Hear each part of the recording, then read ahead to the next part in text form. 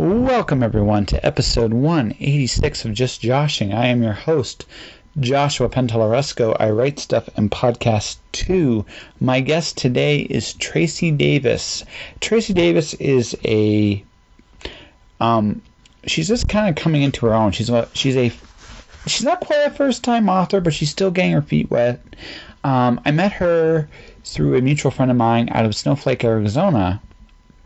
And we've been hanging out and chatting off and on ever since.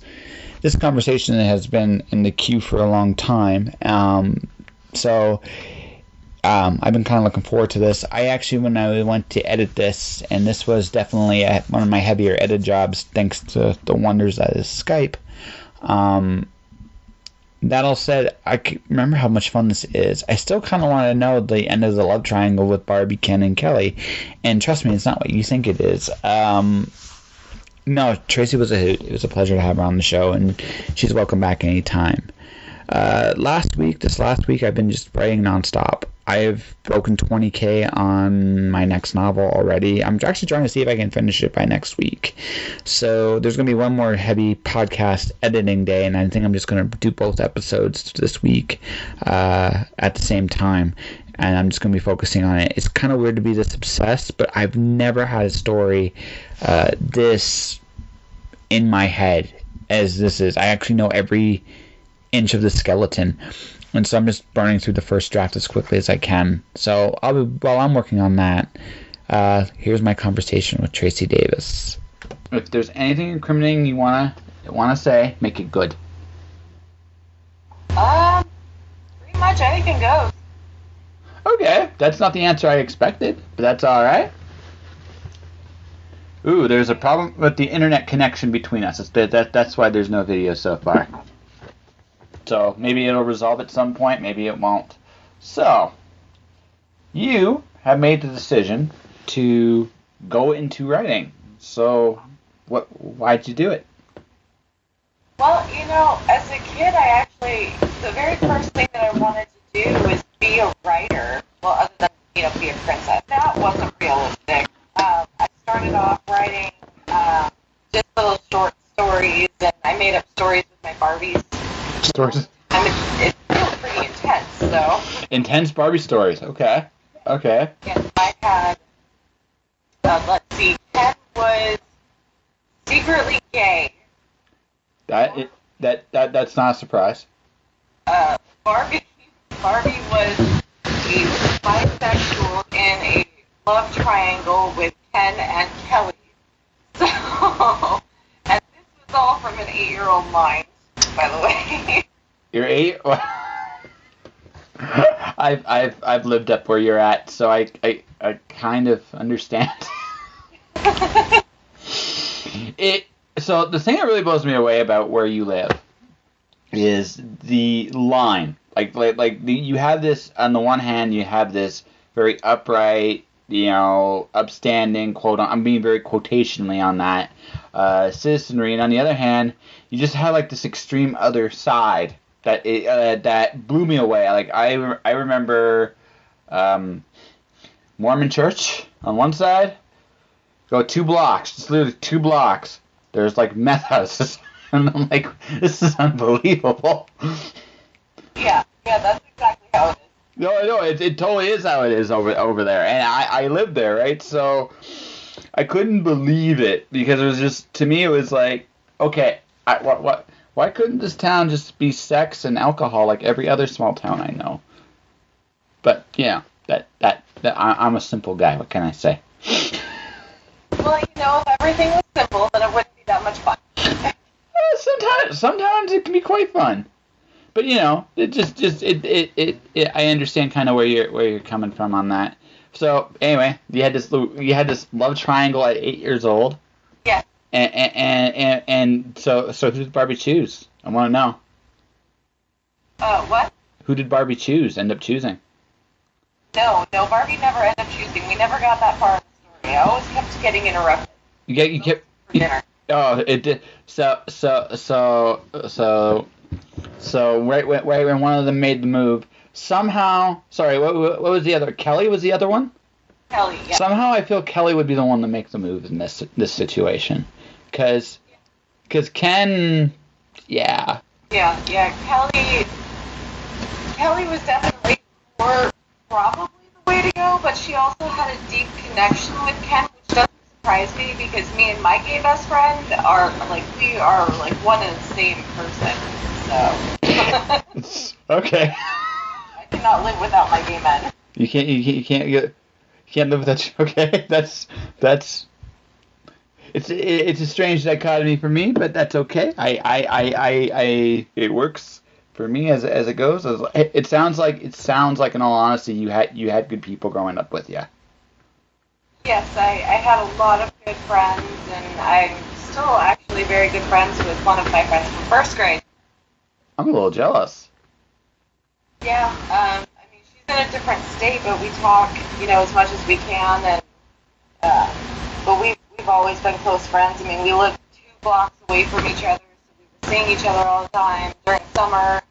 So, I mean, up until the time she moved, I even lived with her for a short time. And yeah, I mean, it's good that like that's the one thing. Like I moved around a lot as a kid, so I mean, I still have friends from my younger days, but it's a very small group of people because I've always moved around. I've done a lot of different things because of just the nature of what I've been doing with my life, and so. Like those, I have 2 or 3 friends from that era I talk to. And of those 2 or 3, one of them I talk to really regularly still. The other 2 once in a while. One of them, it's like we get to like when we do talk, it's like we pick it up where we left off, And then the other one, he's got a family and stuff like that. And I talk to him a little bit more than the first guy I'm talking about, but definitely less than the second guy. And I'm happy for them both. They're doing very well. But it's like for me because of what I do and what I've done, I've kind of gone on my own path. And so a lot of people in my life have kind of come and kind of gone. And so I mean, kudos to you for having a friendship that long. That's actually really. I mean, I know this from experience. That kind of friendship's really rare. well, I have a couple of really, really good friends that I've stayed in contact with. One of them is actually one of the people who's helped me really develop my writing because we write stories together almost on a daily basis. That's cool. I met her after I started writing, and my little group of friends, we called ourselves the Black Hole. The Black. Well, okay, I know why. Well, that sounds like a band name. And there is a story behind that. Over at my charter school, all of my friends, we would sit in this one area, and we would all just pass notebooks around back and forth. That's all we did, all the time. like bugs, or like sickness? No, notebooks. Oh, books. Okay. Notebooks. We would write our stories down in notebooks. So there's like a billion ancient notebooks that like 50 people have all written in, floating somewhere that probably got my handwriting in it all throughout the United States. That's awesome. But so one day we were all having lunch and we didn't plan it, but we were all wearing black shirts. So my history teacher, Michael Bishop, walked up and said, "Oh my gosh, it's like I've been swallowed by a black hole," and the name just stuck. Okay, that's cool. So I'm assuming the group has disbanded, or at least some of the group has disbanded? Most of the group has disbanded, but we all still find our way back to each other, in different ways. One of the really good friend that I have, she just came back to Arizona. She's a military spouse. She's got kids now. I've got kids. So every once in a while we can meet in the middle, but we talk almost every single day. And we always know what's going on with each other, and it's really great to have that support. No, it's awesome. Yeah. It really is. And then I have another friend who actually lives in Canada right now. Her name is Stephanie. She's amazing. She's actually starting to get into the writing world herself and trying to build up her confidence to do it. So I'm trying to help her along with that. Kind of the way you've been helping me this whole time. So. Okay, so just for the audience's state, a mutual friend of ours by the name of Lacey introduced us. So, yes, I've known Lacey since so I'll give you a cool Lacey story since we're here. Um, Lacey, during my first year up there, uh, there's this time I ate this. So you know the pizza at the Conoco up there, right? I think so, yeah. Yeah. So I bought one of those slices for $1. I'm like, this is gonna be fantastic. I got the worst case of food poisoning I ever had. Like the absolute worst. I've never had anything like that before or since. It was bad. It was really bad. I never ever had pizza at Conoco. If I ever come back up there, that will be the one thing I never ever ever do again. So I'm sicker than a dog. So Lacey, bless her heart, takes me to her naturopath and she helps me out. Like she didn't have to do it, and she's been a good friend ever since. She's seen me through a lot of my downs and a lot of my ups, and she was there. She was a really really good friend to me when I needed a good friend in my life, and so I actually feel bad because I've hit a really cool point in my life where again I'm starting to get noticed with some of the other things I'm doing, and I really would like to actually go back up there to thank her, among others, but her being one of the people I really want to thank because she was always there. Yeah, Lacey's definitely the type of person who's just there for you, regardless of situation, regardless of what she's going through. If you need a friend, she's just there. Yeah. Always. I met Lacey, actually, it was kind of by chance. She posted on Facebook in my neighborhood group that she needed a babysitter, and I was trying to, I just become a stay-at-home mom, and I was looking for a way to just make some money on the side. And so one of my other friends in the group tagged me in a post because I had just made one not that prior to her asking for babysitter recommendations. And so we did kind of a quick little interview, and she and her kids came over, and I talked with her husband. They were really excited about me being a babysitter for her. So I've been babysitting her kids ever since. It's been almost a year now. Nice. We do so much together. We've already been through a lot together, and So my secret fear is that Kira has forgotten who I am. So I a fun individual. She really is. She's definitely unique. She actually reminds me a lot of myself at her age. Yeah. No, she was really so. Another really cool story. I go to the Phoenix Comic Con for the first time in a long time. I run into Lacey. Lacey lets me crash at her place, and so I meet her daughter's like, I gotta warn you, I'm not as nice. Her daughter just gives me this big hug. It's like, yeah, okay, you're still a nice guy. It's like, yeah, but no. Kira was always a sweetheart, and I was like, I hope she remembers me because I haven't seen her in a long, long time. And like I said, one of those things I'd like to amend is just seeing where everybody is and hope everybody's done well with themselves and yeah. So it's kind of one of those things in the back of my mind I want to do before I hit whatever the next phase is in my life. I'd like to do that. So, but yeah, so you've been babysitting. So did you stop writing at that point? No, I've still been writing. I'm actually working on my third book in my series right now. No. What I mean is, was there a gap from when you were a kid to now that you stopped writing, or was there a line where you were just like, I can share it to the world? Is what happened there? There was a line. I fell into a pretty deep depression, and I had some anxiety, and I was still writing, but I wasn't really sure what I was writing or what I wanted to write, so I was bouncing between poetry and the stories and just kind of journaling and things like that. And then the other thing that I got into was art. And my friend Beck really was instrumental with my art because she's the one who taught me how to draw. Really? That's cool. Yeah, and she's absolutely amazing. She's on TV and art, and she does commissions for artwork, and I would recommend her to pretty much anyone who just wants something absolutely outstanding. Mm-hmm. That sounds really cool. Well, to your friend, there's your promo.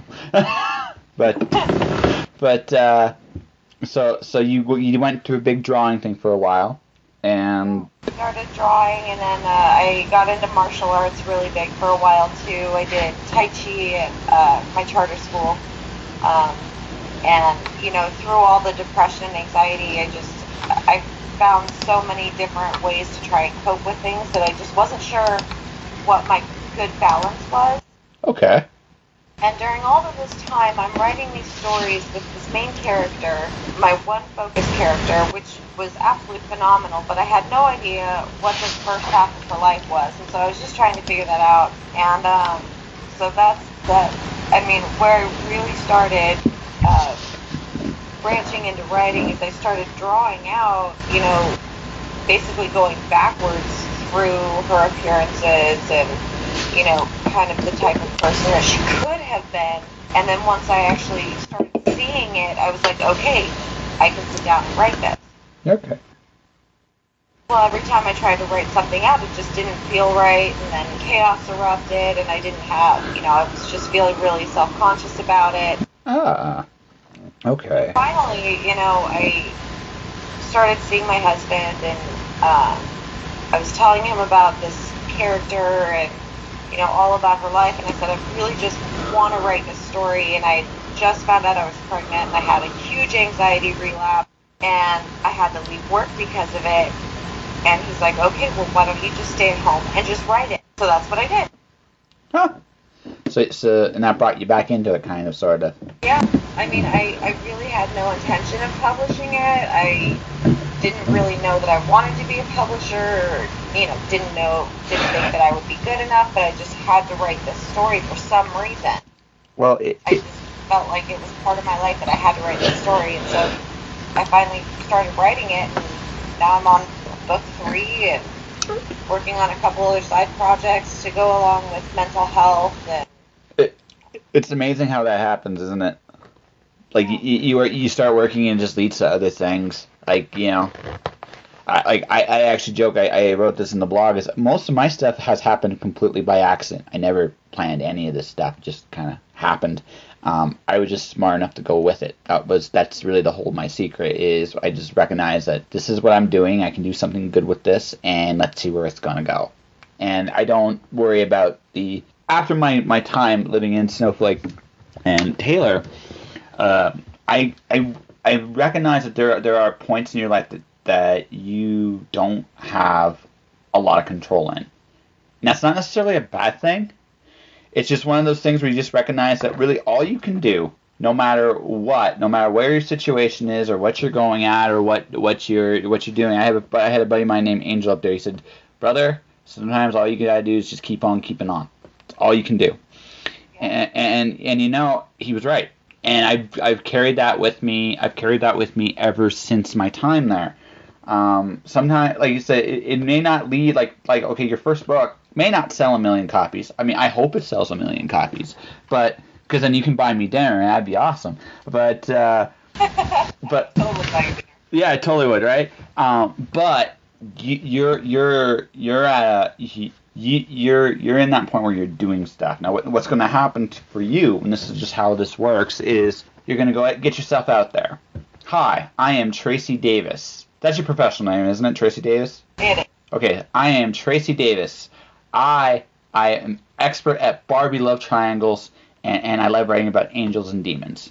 And this is what I do, because I'm awesome. And you're gonna get out there, and you're gonna sell. Maybe you're gonna sell 100 books. Okay. Next book you'll sell 101. The next book after that you'll sell 151. And the next book after that you start selling like 300. And the next thing you know, you're gonna have people knocking on your door and going, "Hey Traci, where's the next book?" And you'll be like, "It's coming, leave me alone." Right? And that's or who knows, or might lead to something else. Maybe because of your art background. And I should ask a question about your art stuff in a second. Maybe you'll be like, "You know what? I'm going to do a comic book. I'm going to write about, I'm going to draw angels and demons, and they're going to fight dragons, and it's going to be cool and awesome." And next thing you know, you'll get like Hasbro going, "Hey, we can make a cartoon and make lots of merchandise and make zillions and zillions of dollars off your idea. And we'll pay you millions and millions of dollars to do this." And you'll be like, "I'm there. So there." Then again, maybe not. Maybe you just you make a graphic novel, and it leads, maybe it leads to you doing art commissions yourself. Maybe it leads to, who knows. The whole point is like, no matter any way this goes, just doing something, it leads to other doors. And whatever those doors lead you, the question then becomes, do you want to go through those doors first and foremost? And if the answer is yes, are you willing to let go of the things that held you back to open those doors? Because that's the other thing too. A lot of people don't always do. I know I've interviewed a lot of writers, and one of the things that I've learned about a lot of writers comes to talent. There are a lot of people more talented than I am. There are a lot of people that have bigger ideas of what they want to do, have awesome dreams and concepts in their head, but they don't want. But then they fall short. Maybe they're afraid when the work gets hard. Maybe they're afraid that they're not good enough, which is a really big mental thing a lot of people have to deal with.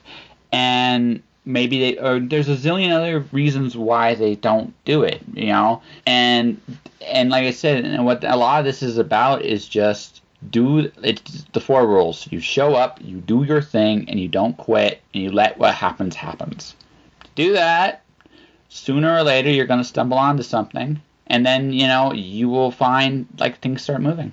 Well, there's actually a quote, and it's one of my favorite books, and I was introduced to it by my martial arts teacher, actually, Master Hill. And Hi, Master Hill. The author is Dan Millman. Okay. And the book is called Way of the Peaceful Warrior. It's my absolute favorite book of all time, hands down. Okay. And it takes you through this life of Dan Millman, who's a professional gymnast, and he finds this random person at a gas station who becomes his mentor, and his name is Socrates. Okay. Now, Socrates takes him on this hike, and Dan Millman is all super excited. The whole way there, he's just wanting to know exactly where they're going and how exciting it's going to be. And Socrates takes him up on this hill and says, "We're here." And he's looking down at the ground, and Dan Millman looks down, and he sees a rock, and he gets super deflated, and he goes, "This is it. This is what I came here to see." And Socrates goes, "It's not about the destination. It's about the journey. Look how much joy you had in this journey to get to this destination."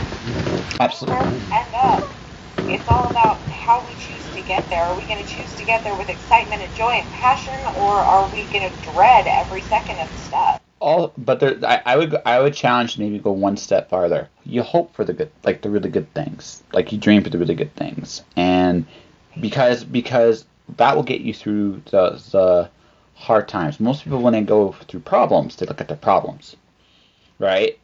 I always try to look at where I'm going, and I see simply where I am at. Let's say I hit a roadblock. It's just something for me to work through until I get to the other side. Yeah, my personal perspective is there's a bright side to everything. You just have to find it, and once you find it, you'll realize that it's worth finding that bright side. Yeah.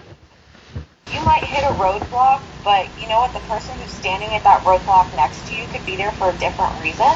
But maybe you were supposed to be standing there with that person at that time for a certain reason. And I've come across many people with anxiety and depression, and they feel so hopeless.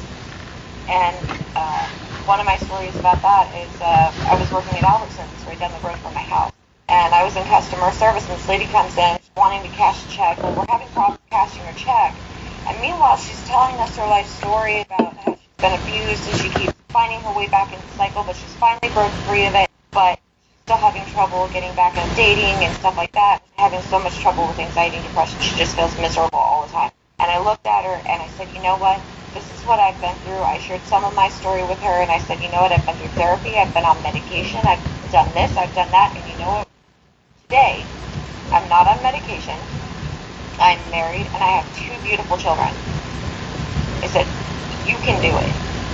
And when she walked away with her head held just a little bit higher, and that is one of my most proud moments while working at Albertsons. Well, yeah, because, well, no, like, I kind of believe it too. Like, the people you meet are all there to teach you a lesson. And even in the worst moments, right? Even in the worst moments. And sometimes the other thing, too, is you don't realize sometimes those people that you may not realize that they're there for you in ways you don't realize until long afterwards. So when I was at my worst time when I was up there, uh, I still remember this. This really, really hit me really hard not too long ago. So I was hitchhiking to Walmart, right, in Sholo, and I was when I was still living in Snowflake, and I'd get up really early to go because I didn't know how I was going to get there. I like these things were just. I'd hope I'd get a ride. Maybe I'd have to walk a little bit. I didn't know. And I remember one particular time. I'm walking, getting ready to leave the city, and the owner of Trappers comes out of the thing, and goes, "You hungry?" I go, "Well, yeah, because I'm burning so much energy just going to work. I am hungry, but I can't afford it, so don't worry about it. Just come in and eat." It's like, whoa. They were there for me when I needed it, and it didn't dawn on me just how much I needed something like that at that time in my life, until much, much, much later. So I mean, and sometimes it's not even that, just having a kind word, being encouraging, telling a bad joke sometimes is all a person needs.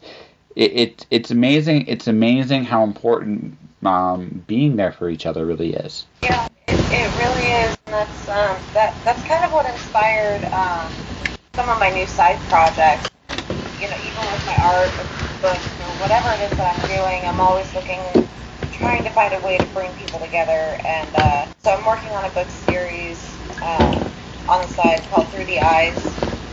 And it's going to take a while to do because I have a lot of different people to contribute to it. Because there's a lot of stigmas between, depression, anxiety, being a mom shaming, people with addictions and mental illnesses and stuff like that. So the series is all basically just about trying to get people to see through the eyes of somebody else what they're really thinking, what they're really feeling, what they're really going through, and just trying to, close that bridge. And, some of my paintings are, about that.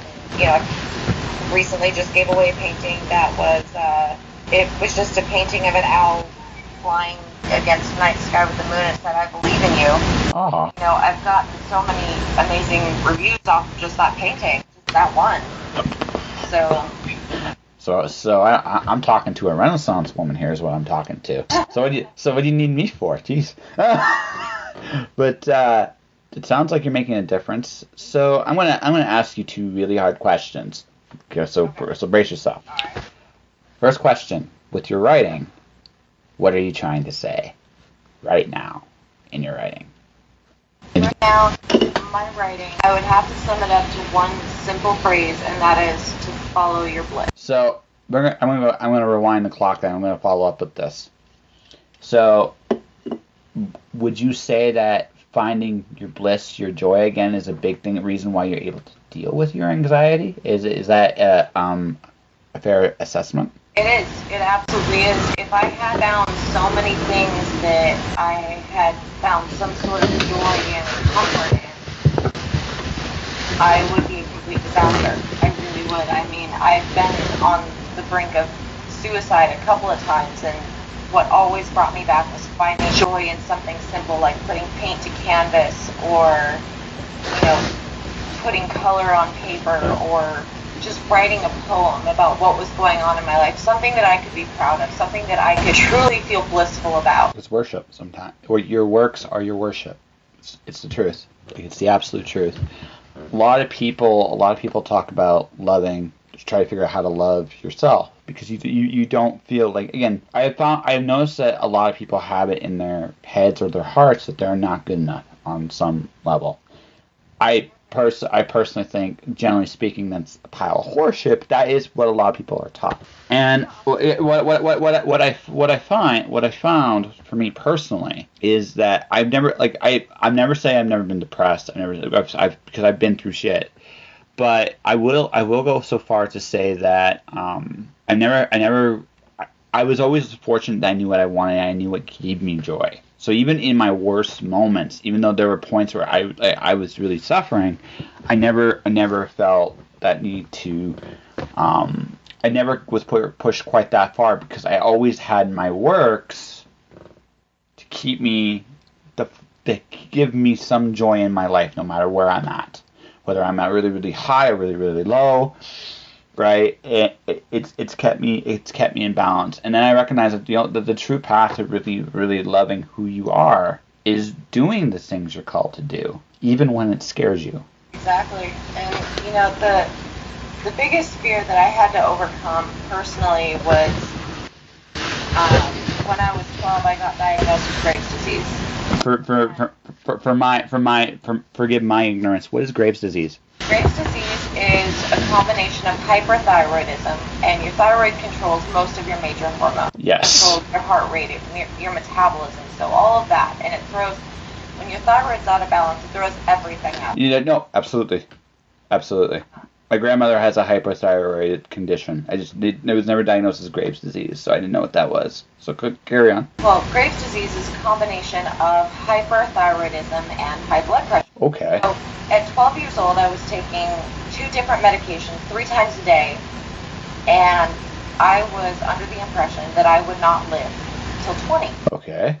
Wow. And so, up to, a certain point in my life, I'd always kind of like brushed it off. I was like, okay, well, this is bad news, but I can still, have fun. I can still have experiences. I may not get to live them all, but, at least I'll be able to live while I'm living. Mm-hmm. And, like anyone who lives like they're dying, you do some stupid stuff. Absolutely. Absolutely. So a lot of that stupid stuff, led me further into depression. And, basically the way it was explained to me is with your thyroid being out of whack, the serotonin levels in your brain, and the serotonin is basically you to relax. Yeah. That is what makes you be able to just kind of breathe. It helps you with your coping. Inability to relax. Because my serotonin receptors, they kind of flicker on and off like a light switch. And so through this entire journey, I'm like either really super happy or really super irritable and moody and depressed. And so then I started having really bad panic attacks because there was just no balance whatsoever. So after that, I started, trying to figure out, okay, I've got to do something. What do I do? And my martial arts teacher, he kind of took me under his wing, and he's like, okay, well, you know what? Let's try and, feel your emotions through what you're doing. Okay, so when you're angry, you hit hard. But when you're feeling sad or you're feeling calm or whatever you're feeling, put it into whatever you're doing. So for me, I didn't really know what I was feeling. All I knew what I was feeling was chaos. And once I started moving, started doing things and putting my emotions into things, I was like, okay, well now I'm starting to understand. And by the time I hit my 20th birthday, I'd done a lot of stupid shit. Sorry, Steph, my bad. Well, you can swear. Don't worry.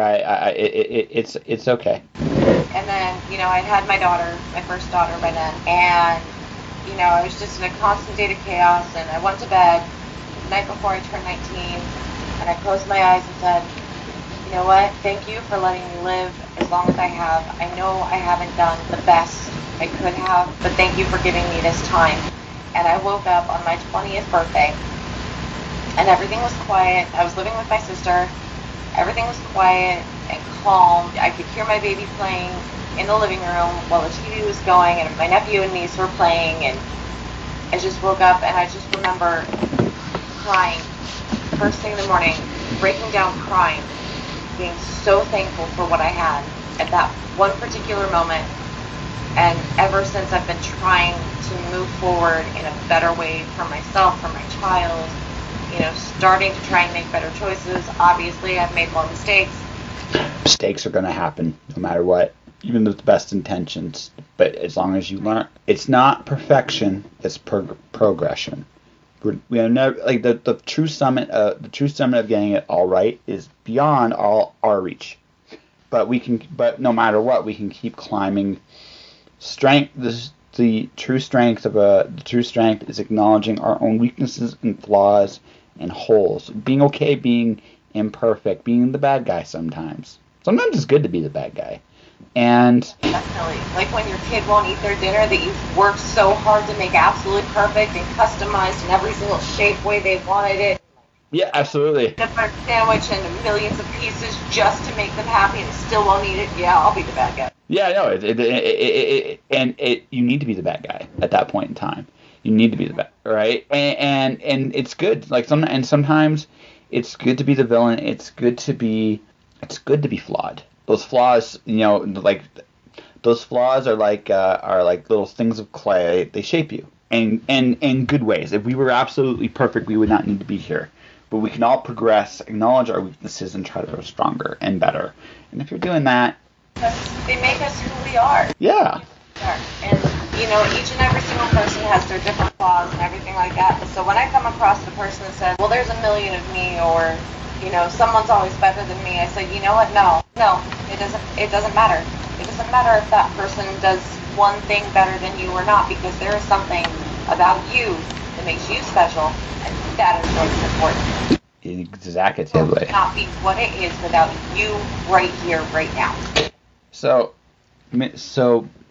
we were talking earlier about the whole concept of marketing yourself, like off the air, like when I've talked to you off and on. So I'm going to ask you this question. This is the other hard question. How's this conversation been? I love this conversation. Yeah. Okay.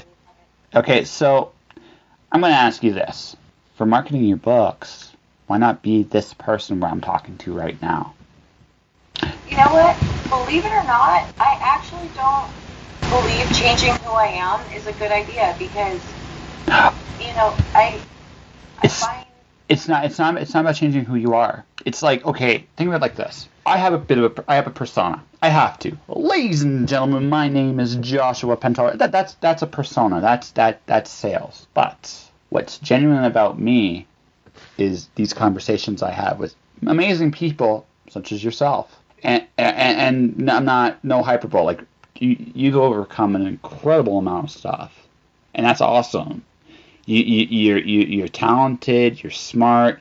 You got 2 kids. Your husband loves you. That you've got it. You've done very well for yourself, and you should be very proud of who you are. So I'm going to say this: this person I'm talking to right now feels real to me.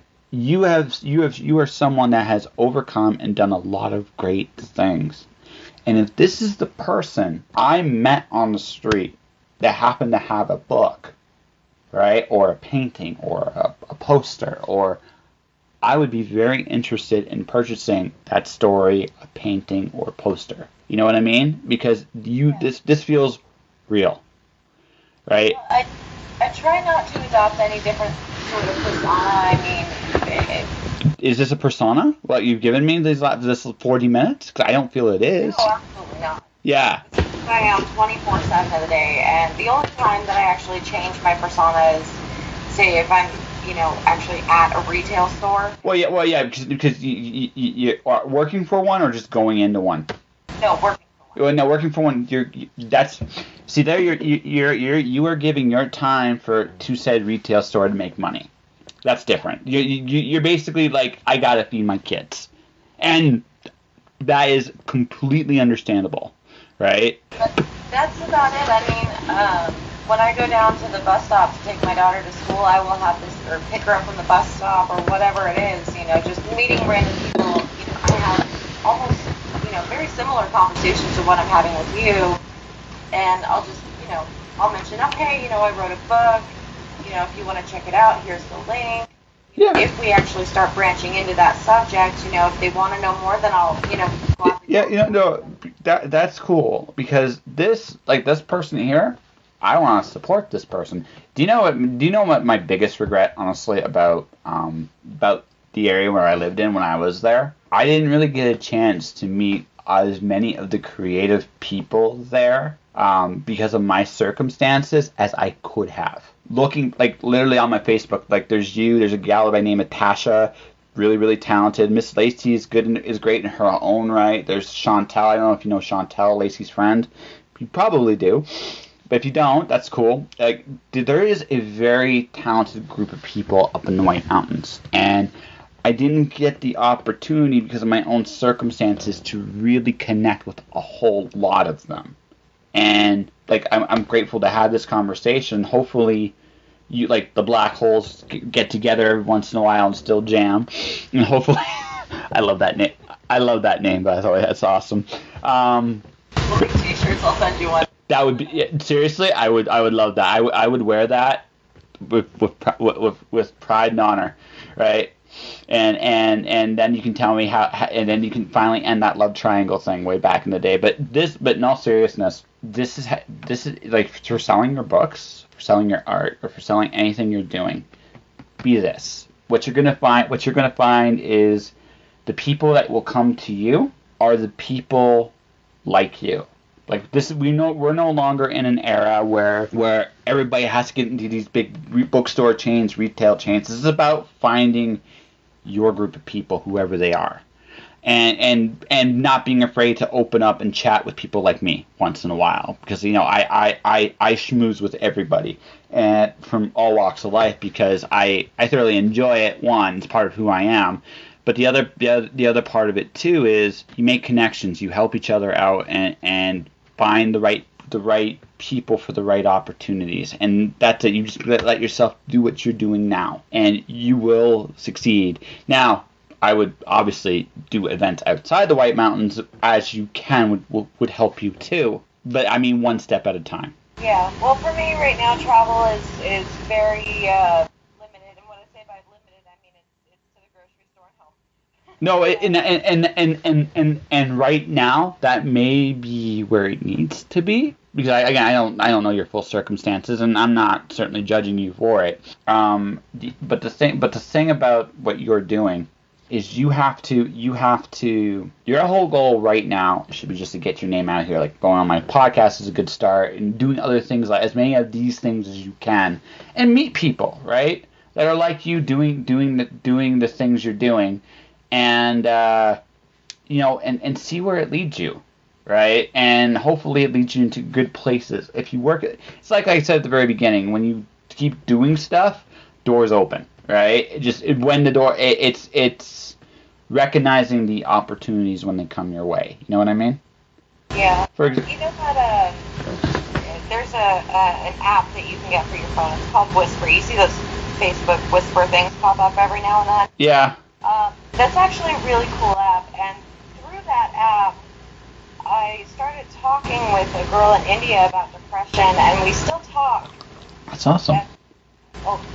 Quite a bit, and I'd have to say up to date, I think I've talked about 6 people out of suicide, and now they're on a healthy way to really getting balance in their life just by, knowing that, somebody else has been there too, and actually knowing that person's been there instead of just hearing, oh, well, you're not alone. Well, sure, I'm not, but where are they? Yeah. Well, so, I try to share my story with people, and through that app, I've met a couple of people, and I've gotten them set up, with different things, giving suggestions and trying to help them modify, things that'll work for them to help them through their depression. I helped one person unlock their inner poet, and another person unlock their inner artist, and another person unlock their inner health nut-ish, Yeah. Whatever it is for them. Yeah, so then I would dare say you're well on your way. It's going to take a while. I'm not going to lie to you. This is a journey, right? Going back to what we said at the very beginning, this is a journey. And I can't tell you how long it's going to take. But if you keep going, good things will happen. So, Miss Traci. Yeah. I think we have an interview. So, this is what we're going to do. You're going to tell me about your latest book, and you're going to tell people how they can find you. Okay. Yeah. All right. So, do you want me to tell you about just one book or about the series? Because the series is I tell you what, you do it however you want. If you want to talk about the series, talk about the series. Just whatever. This is your opportunity to quote unquote pimp yourself. Go for it. Talk about your books and why they are awesome. All right. Well, so the main character in this book, her name is Agathisa. She is actually my very first story character that I ever created, and I don't know how I came about creating her. So that's kind of why I've been so focused on her and why the series revolves around her. Well, she eventually becomes the maiden of the 4 horsemen of the apocalypse. Now, in any biblical reference, you can find the 4 horsemen of the apocalypse, but you can't find anything on the maiden of the 4 horsemen of the apocalypse. There's no fiction, there's no nothing about her, so I have no idea how I character her, but I just did. And so, traveling back to the first book, kind of, it's really not for the religiously inclined, I have to say.